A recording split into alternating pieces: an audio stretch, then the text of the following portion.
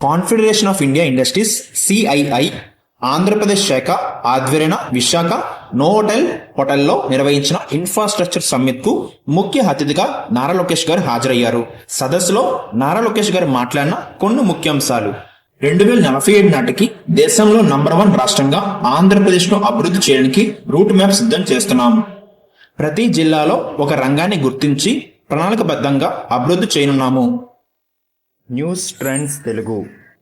కర్నూలు జిల్లాలో renewable energy, Anantapur జిల్లాలో automobile manufacturing, Chittoor మరియు కడప జిల్లాలో ఎలక్ట్రానిక్ ఇండస్ట్రీస్, ప్రకాశం జిల్లాలో బయోఫ్యూయల్, కృష్ణా గుంటూరు జిల్లాలో క్యాపిటల్ రీజియన్, గోదావరి జిల్లాలో ఆక్వా ఉత్పత్తుల పరిశ్రమలు, గ్రీన్ ఎనర్జీ రంగాన్ని అభివృద్ధి చేస్తున్నాం. దేశంలో అతిపెద్ద పెట్రోకెమికల్ కారిడార్ రాబోతుంది. విశాఖపట్నంలో అంతర్జాతీయ స్థాయి డేటా సెంటర్ ఏర్పాటు చేసి ప్రపంచం నంబర్ 1 ఐటీ హబ్గా తయారు చేయాలనేదే మా లక్ష్యం. ఉత్తరాంధ్రను ఫార్మా హబ్గా తీర్చిదిద్దుతాం. భోగోపురం అంతర్జాతీయ విమానాశ్రయం ప్రారంభమయ్యాక విశాఖపట్నంతో పాటు ఉత్తరాంధ్ర జిల్లాలో విప్లవాత్మకమైన అభివృద్ధి సాధిస్తాయి. రాష్ట్రంలో అన్ని జిల్లాలకు ఎయిర్ కనెక్టివిటీ ఏర్పాటుకు కృషి చేస్తున్నామన్నారు.